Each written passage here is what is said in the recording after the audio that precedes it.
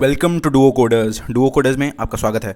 दोस्तों, आज के वीडियो में हम देखने वाले हैं पोस्ट रिक्वेस्ट को कैसे हैंडल किया जाता है इन फ्लास्क। लास्ट वीडियो में हमने देखा था वर्चुअल एनवायरनमेंट कैसे क्रिएट करते हैं, और उसके पहले के वीडियोस में हमने ये देख लिया कि गेट और पोस्ट रिक्वेस्ट के बीच में क्या डिफरेंस होता है। तो आज हम लोग प्रैक्टिकली इंप्लीमेंट करके देखेंगे कि पोस्ट रिक्वेस्ट को फ्लास्क में कैसे हैंडल किया जाता है। तो सबसे पहले इसके लिए मैं क्या करता हूँ ना, अपने डेस्कटॉप पे एक फ़ोल्डर बना देता हूँ। लेट अस सपोज फ्लास्क नाम से, फ्लास्क ऐप नाम से मैं यहाँ पे फ़ोल्डर बना लेता हूँ, और जो भी अपन काम है इसके अंदर करेंगे। तो जैसा कि मैंने आपको बता दिया कि किसी भी प्रोजेक्ट के लिए सबसे पहला जो मोस्ट इंपॉर्टेंट वर्क है वो है वर्चुअल एनवायरनमेंट क्रिएट करना।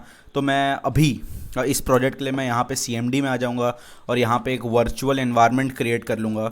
वर्चुअल, इसके लिए हम लोग को लिखना है, मैंने आपको ये पिछले वीडियो में बता दिया। अगर आपने नहीं देखा है वो वीडियो तो आई बटन पे क्लिक करके आप देख सकते हैं। तो सबसे पहले अपने को करना ये है कि वर्चुअल ENV लिख के अपने वर्चुअल एनवायरनमेंट का नाम लिखना है यहाँ पे। तो मैं MBSA नाम का वर्चुअल एनवायरनमेंट यहाँ पे क्रिएट कर लेता हूँ, और ये क्रिएट हो रहा है। अपन इसको अपना टाइम देते हैं। तो आप देख रहे हैं पीछे यहाँ पे एक फ़ोल्डर बन के आ रहा है कि यानी कि वर्चुअल एनवायरनमेंट यहाँ पे बनना चालू हो चुका है। तो यहाँ पे वर्चुअल एनवायरनमेंट क्रिएट हो चुका है। यहाँ पे अब क्या करेंगे हम लोग कि MBSA के अंदर जाके, यहाँ स्क्रिप्ट्स के अंदर जाके, मैंने आपको बताया पिछले वीडियो में कि अपने को अपने वर्चुअल एनवायरनमेंट को एक्टिवेट कर लेना है। तो A लिख के टैब दबाऊंगा, यहाँ पे अपना वर्चुअल एनवायरनमेंट एक्टिवेट हो गया, आप देख रहे हैं यहाँ पे। तो एक काम करता हूँ मैं, अब स्क्रिप्ट्स नाम के फ़ोल्डर में, स्क्रिप्ट्स नाम के फ़ोल्डर के अंदर मैं यहाँ पे एक न्यू फोल्डर बनाता हूँ जो होगा अपना flask_ऐप। इसको खोल देता हूँ और इसके अंदर विजुअल स्टूडियो कोड को मैं ओपन कर लेता हूँ यहाँ पे। और जो भी हम लोग कोडिंग करेंगे फ्लास्क का वो यहाँ पे करेंगे, क्योंकि मैंने आपको ऑलरेडी बता दिया है कि बेसिक टेम्पलेट क्या होता है फ्लास्क का। तो मैं यहाँ पे जल्दी से क्रिएट कर लेता हूँ एक main.py फाइल में।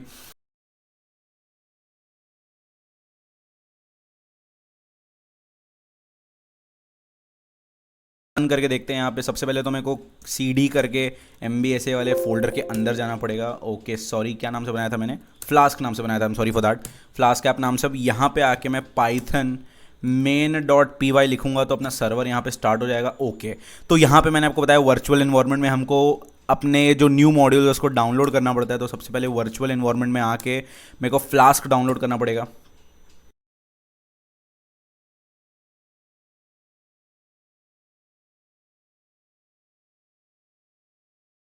तो यहाँ पे फ्लास्क हमारा इंस्टॉल हो गया। मैं फिर से पाइथन main.py यहाँ पे चला देता हूँ, और आप देख रहे हैं यहाँ पे सर्वर हमारा स्टार्ट हो गया है। Local host 5000। पहले मैं एक काम करता हूँ, लोकल होस्ट 5000 में जाके इसको खोल के देखते हैं कि सर्वर अपना स्टार्ट हुआ भी है कि नहीं। देख रहे हैं सर्वर स्टार्टेड आ रहा है, दैट इज़ अपना सर्वर सक्सेसफुली स्टार्ट हो गया है। अब मैं क्या करूँगा, यहाँ पे सबसे पहला अपना काम है कि एक बूटस्ट्रैप फॉर्म बनाना है हमको यहाँ पे। तो मैं बूटस्ट्रैप की वेबसाइट पे जाता हूँ। यहाँ पे बूटस्ट्रैप की वेबसाइट पे जाके एक फॉर्म का टेम्पलेट उठा लेता हूँ, क्योंकि सबसे इंपॉर्टेंट वही है। तो डॉक्यूमेंट्स में जाके सबसे पहले तो हम लोग को यहाँ से जो बेसिक टेम्पलेट है उसे कॉपी करना है यहाँ पे। तो ये यहाँ पे इन्होंने एक जावास्क्रिप्ट और CSS डाल के बेसिक सा टेम्पलेट दिया है। इसको सबसे पहले कॉपी करके मैं यहाँ पे टेम्पलेट्स नाम का एक फ़ोल्डर बनाता हूँ। जैसा कि आपको पता है जितने भी टेम्पलेट्स हैं सब इसी के अंदर होंगे। यहाँ पे मैं index.html नाम से एक टेम्पलेट बना के सबको यहाँ पर डाल देता हूँ। इसके बाद अपन क्या करते हैं ना, जो main.py है इसमें यहाँ पे सर्वर स्टार्टेड के बजाय अपन रेंडर करेंगे टेम्पलेट यहाँ पे, और जो रेंडर टेम्पलेट है उसमें डाल देंगे index.html। तो यहाँ पे अब सर्वर, अच्छा मैंने एक चीज़ यहाँ पे नहीं किया है, मैंने debug इक्वल टू ट्रू नहीं किया है, इसलिए हमारे जो चेंजेस है वो डायरेक्टली रिफ्लेक्ट नहीं करेंगे। तो आप debug इक्वल टू ट्रू ज़रूर कर लेना जब तक आप डेवलपमेंट में हैं। तो इसको मेरे को एक बार फिर से क्रैश करके फिर से स्टार्ट करना पड़ेगा सर्वर को। तो यहाँ सर्वर स्टार्ट हो गया है, इसको रिफ्रेश करते हैं, हेलो वर्ल्ड आ रहा है, बूटस्ट्रैप चालू है। अब बूटस्ट्रैप का फॉर्म अपने को यहाँ पे लेके आना है। तो मैं एक काम करता हूँ, इसके डॉक्यूमेंटेशन में जाता हूँ यहाँ पे, और इसमें से फॉर्म उठाना पड़ेगा हमें। ये रहा फॉर्म कंट्रोल।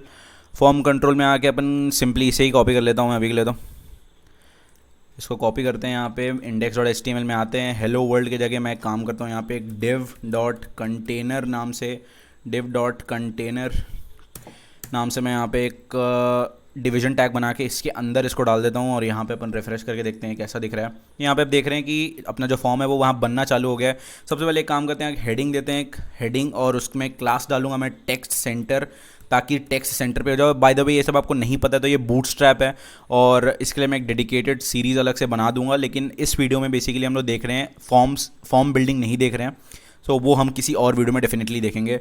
यहाँ पे अपन लिख देते हैं कि पोस्ट रिक्वेस्ट हैंडलिंग, और मैं इसको सेव कर लेता हूँ यहाँ पे, और यहाँ पे सेव करके देखेंगे तो पोस्ट रिक्वेस्ट हैंडलिंग आ गया। यहाँ पे अपन अब एक काम करते हैं, ये ईमेल एड्रेस जो है, ईमेल की जगह अपन यहाँ पे दूसरे चीज़ें बनाते हैं, जैसे नेम, और इसका मैं टाइप भी चेंज कर देता हूँ।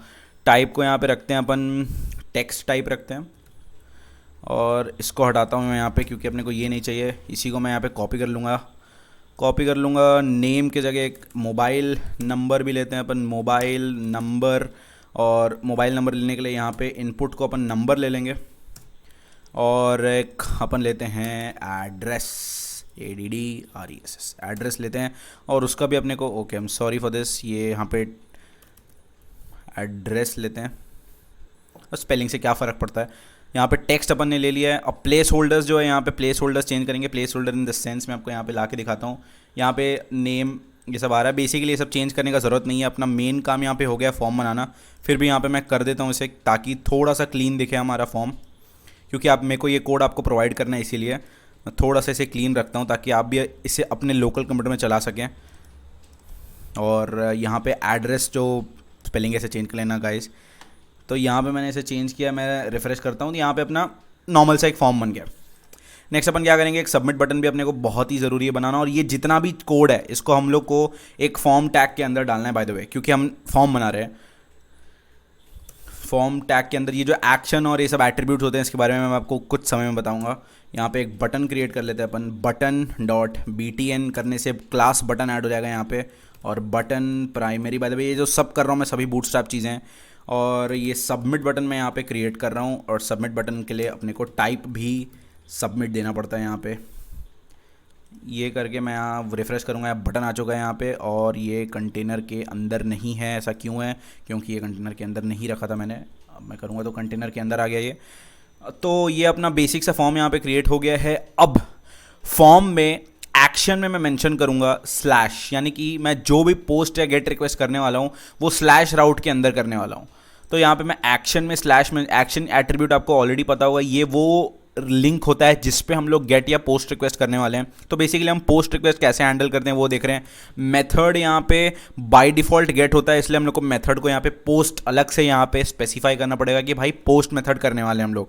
यानी जब हम सबमिट करेंगे इस पर्टिकुलर फॉर्म को, तो ये पोस्ट मेथड बन के इस स्लैश राउट पे जाएगा, पोस्ट मेथड बन के इस स्लैश राउट पे आएगा। ओके, सो एक और चीज़ यहाँ पे बहुत इंपॉर्टेंट है कि यहाँ पे आप देख रहे हैं इनपुट में आईडी मेंशन्ड है, लेकिन एक न्यू एट्रीब्यूट यहाँ पे हम लोग को इंट्रोड्यूस करना है। वो एट्रीब्यूट है नेम, जो बहुत ही इंपॉर्टेंट एट्रीब्यूट है, जिससे हम पहचान पाएंगे इस पर्टिकुलर इनपुट को। अब ये मैं आपको बताता हूँ कैसे होता है। मैं यहाँ पे सबसे पहले नेम में यहाँ पे मेंशन कर देता हूँ, ये जो मैंने लिखा है यही मेंशन कर रहा हूँ। यहाँ पे जो नेम का अपना इनपुट टैग है, वहाँ पे मैं नेम एट्रीब्यूट को कैपिटल NAME दे रहा हूँ। जो मोबाइल नंबर है इसको मैं दे रहा हूँ MOBNO मोबनो, और एड्रेस में भी मैं ADDRESS ये दे देता हूँ। तो आप देख रहे हैं कि मैंने नेम एट्रीब्यूट स्पेसिफाई किया, ये बहुत ही इंपॉर्टेंट एट्रीब्यूट है। क्यों, ये आपको कुछ समय में पता चलेगा। तो बेसिकली मैंने एक फॉर्म बनाया है जो पोस्ट रिक्वेस्ट मारने वाला है स्लैश राउट पे। तो अब जब भी ये पोस्ट रिक्वेस्ट मारेगा, हमें इस पोस्ट रिक्वेस्ट को यहाँ पे हैंडल करना है। इसका मीनिंग ये है कि जब भी ये data, name data, mobile number data, address data, जब भी पोस्ट रिक्वेस्ट के फॉर्म में एम्बेडेड होकर स्लैश राउट पे आएगा, हमें इसे यहाँ पे पार्स करना है, यानी कि डेटा को लेना है कुल मिला के।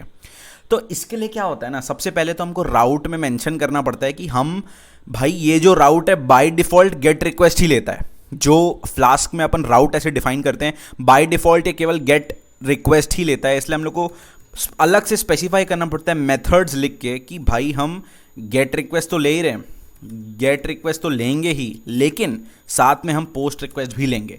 ये पर्टिकुलर स्टेटमेंट इसी चीज़ को सिंबलाइज करता है। हमको ऐसे लिखना पड़ता है methods equal to big brackets के अंदर गेट और पोस्ट ऐसे अलग से मेंशन करना पड़ता है। इसका बेसिक मीनिंग ये है कि भाई ये राउट गेट और पोस्ट दोनों ही मेथड को सपोर्ट करता है।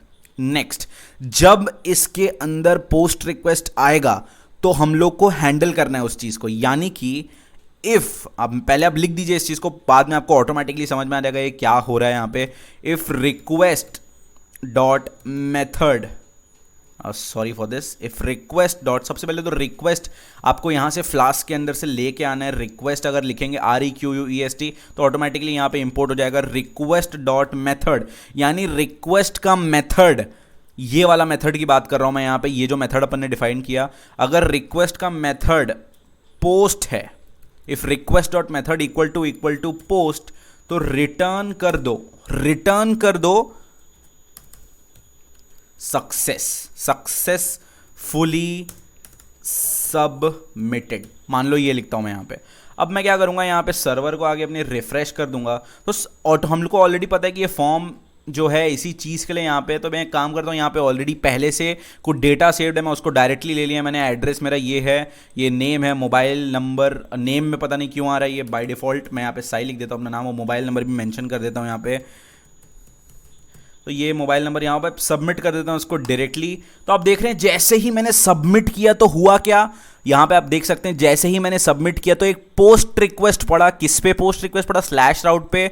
और जैसे ही स्लैश राउट पे पोस्ट रिक्वेस्ट पड़ा तो भाई इसके अंदर कोड लिखा हुआ है कि अगर पोस्ट रिक्वेस्ट आता है तो सक्सेसफुली सबमिटेड रिटर्न कर दो।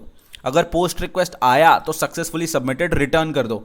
यही काम अपन ने बेसिकली यहाँ पे किया है। मैं बैक जाता हूँ और तो यहाँ पे अपन देख रहे हैं कि मैं बैक आया यहाँ पे, और फिर से अपन यही काम यहाँ पे फिर से करके देखेंगे बेसिकली कि अपन ने देख लिया कि कैसे हैंडल करते हैं पोस्ट रिक्वेस्ट को, बेसिकली कैसे हैंडल किया जाता है।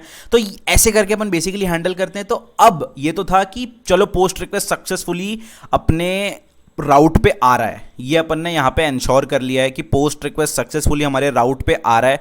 नेक्स्ट अपन इंश्योर करेंगे बेसिकली, तो मैं एक बार अपने सर्वर को रीरन कर लेता हूँ। यहाँ पे एक बार सर्वर को क्रैश करके रीरन कर लेता हूँ, कुछ यहाँ पे प्रॉब्लम आ रहा था तो मैं एक बार रीरन करता हूँ सर्वर को, और सर्वर यहाँ पे स्टार्ट हो गया। मैं एक बार रिफ्रेश कर लेता हूँ, हाँ तो ये सर्वर चल रहा है अपना यहाँ पे। नेक्स्ट मैं क्या करता हूँ बेसिकली यहाँ पे, अब हम देखने वाले हैं कि जो डेटा अपन ने यहाँ पे भरा, इस डेटा को कैसे एक्सेस करें। यहाँ पे बैकएंड में ये डेटा तो हम फ्रंट एंड में भरते हैं और पोस्ट रिक्वेस्ट यानी सबमिट पे क्लिक कर देते हैं। हमको थोड़ी पता है पोस्ट रिक्वेस्ट हो रहा है, या जो क्लाइंट यूज कर रहा है उसको नहीं पता पोस्ट रिक्वेस्ट हो रहा है, लेकिन एक्चुअल में पोस्ट रिक्वेस्ट होता है। और ये हम डेटा यहाँ पे कैसे लेंगे ये यहाँ पे मैं बताने वाला हूँ बेसिकली। तो सबसे पहले मैं आपको एक एट्रीब्यूट बताता हूँ यहाँ पे। जैसे कि आपको पता है कि ये जो मेथड है बेसिकली ये फॉर्म से ही आ रहा है। यहाँ ये रिक्वेस्ट डॉट मेथड अगर पोस्ट है, ये वाला मेथड यहाँ पोस्ट है तो ये सब करो। नेक्स्ट यहाँ पे मैं एक वेरिएबल बनाता हूँ यहाँ पे फॉर्म नाम से, और इसके अंदर स्टोर करूंगा रिक्वेस्ट, जो यही रिक्वेस्ट जो मैंने ऊपर डिफाइन किया, सेम रिक्वेस्ट की बात कर रहा हूं, रिक्वेस्ट डॉट फॉर्म। तो request dot form basically return करता है वो सभी पैरामीटर्स जो अपन ने डेटा पीछे फॉर्म में भरा है, वो पूरा एक डिक्शनरी के फॉर्म में यहां पे स्टोर हो जाता है फॉर्म के अंदर। और इसी फॉर्म को मैं यहां पे रिटर्न करके दिखाता हूं आपको। ये फॉर्म मैंने यहाँ पे रिटर्न किया है, और एक बार अपन इसे रन करके देखते हैं। बेसिकली यहाँ पे सर्वर पे रीलोड हो गया, सर्वर डिटेक्ट हो गया चेंजेस। रिफ्रेश किया मैंने, यहाँ पे नाम में मैं अपना साई भर देता हूँ, मोबाइल नंबर में भी कुछ भर देता हूँ रैंडम डेटा, और यहाँ इसे भी मैंने भर दिया है। और मैं जैसे ही सबमिट करूँगा तो अब आपने देखा जैसे ही मैंने सबमिट किया कि हुआ क्या, मैंने लिखा क्या था कि जैसे ही पोस्ट रिक्वेस्ट आएगा तो फॉर्म के अंदर जितना भी डेटा है उसको रिटर्न कर दो। तो यहाँ पे रिटर्न हो गया डेटा। अपन देख रहे हैं यहाँ पे नेम साई, एड्रेस, और ये जो एड्रेस मैंने पीछे भरा था और मोबनो। तो अब आपको पता चल रहा होगा कि वो जो मैंने पीछे लिखा था नेम एट्रीब्यूट फॉर्म के अंदर, वो यहाँ पे बहुत ही इंपॉर्टेंट होता है to access each and every element. यहाँ पे तो मैंने पूरा फॉर्म बेसिकली यहाँ पे पूरा फॉर्म मैंने यहाँ पे पूरा रिटर्न करवा दिया। लेकिन मान लो हमको फॉर्म का एक पर्टिकुलर चीज़ एक्सेस करना है, फॉर एग्जांपल यहाँ पे फॉर्म का मेरे को एक्सेस करना है केवल मोबाइल नंबर, तो मैं यहाँ पे MOBNO जो है उस पर्टिकुलर नेम को यहाँ पे मेंशन करूँगा कि भाई मोबाइल नंबर जो है MOBNO मोबाइल नंबर, वो रिक्वेस्ट डॉट फॉर्म के अंदर से गेट कर लो केवल मोबाइल नंबर। तो वो जो नेम हमने यहाँ पे डिक्लेयर किया था वो इस पर्टिकुलर गेट के अंदर अगर मेंशन करेंगे हम लोग, और फिर मोबनो रिटर्न करेंगे यहाँ पे, तो अब क्या होगा आप देखना। बेसिकली अब होगा क्या कि मैं एक बार पीछे आता हूँ, यहाँ पे इसको रिफ्रेश कर लिया अपन ने, इसको छोटा कर लेता हूँ थोड़ा, नाम मैं भर देता हूँ कुछ भी यहाँ पे, क्योंकि अब किसी काम का नहीं है। मोबाइल नंबर मैं भरता हूँ स्पेसिफिकली 789 और एड्रेस भी कुछ मैं यहाँ पे भर देता हूँ। जैसे ही सबमिट करूँगा आप देखेंगे मोबाइल नंबर रिटर्न हुआ। तो यही जो मैंने पीछे यहाँ पे डिक्लेयर किया नेम, ये बहुत ही इंपॉर्टेंट पैरामीटर है for accessing each and every element. तो ये अपने को यहाँ पे याद रखना है, और यही है बेसिक तरीका to get the element from the backend, to get the element in the backend. तो फ्रंट एंड से डेटा बैकएंड में एक्सेस करने के लिए अपने को ऐसे करना पड़ता है, ये मेथड request.form.get करके अपने को डेटा यहाँ पे लेना पड़ता है। और फिर एक बार अपने पास अगर ये डेटा आ गया तो इस डेटा के साथ अपन कुछ भी कर सकते हैं। नॉर्मली जो प्रोडक्शन लेवल वेबसाइट्स है वो करती क्या है, ये डेटा आपसे लेंगे और ये डेटा लेके वो लोग बेसिकली अपने डेटाबेस में स्टोर कर लेंगे, राइट। तो अपन भी एक बार अपने पास अगर डेटा आ गया तो होगा क्या, मैं आपको करके दिखाता हूं। यहाँ पे नॉर्मली क्या होता है कि हम जब भी सबमिट करते हैं तो यही वाला पेज अपने को फिर से यहाँ पे रिफ्रेश होकर दिख जाता है और डेटा गायब हो जाता है, यही होता है नॉर्मली। तो एक काम करते हैं, जो रिटर्न रेंडर टेम्पलेट फंक्शन है उसको मैं यहाँ पे फिर से लिख देता हूँ रिक्वेस्ट पे, पोस्ट रिक्वेस्ट के अंदर, और मैं सेव कर देता हूँ इस चीज़ को। रिफ्रेश करते हैं यहाँ पे, और जैसे ही मैं अपना डेटा वेटा भर दूंगा यहाँ पे, जैसे ही सबमिट करूंगा तो यहाँ गोल घुमा और डेटा गायब, यानी कि डेटा सबमिट हो गया है। हम लोग यही अज्यूम करते हैं प्रोडक्शन वेबसाइट्स पे कि जैसे अपन डेटा भर के सबमिट करते हैं डेटा गायब हो जाता है। तो ये यहाँ पे जैसे ही डेटा मैंने बेसिकली किया क्या, जैसे ही पोस्ट रिक्वेस्ट आया तो कुछ डेटा मैंने स्टोर कर लिया। इस डेटा को यहाँ पे और भी प्रोसेसेस चल रहे होंगे जहाँ पे मैं डेटाबेस में डालूंगा अपने डेटा को, और फिर वही टेम्पलेट जो मैंने पहले टेम्पलेट था उसी को फिर से रेंडर कर दिया यूज़र को, ये दिखाने के लिए कि भाई आपका सबमिट हो गया है डेटा। यही था बेसिकली कैसे हैंडल किया जाता है पोस्ट रिक्वेस्ट को बैकएंड में फ्लास्क के। तो इस वीडियो के लिए इतना ही guys. Thank you so much guys for watching this video and I will see you next time.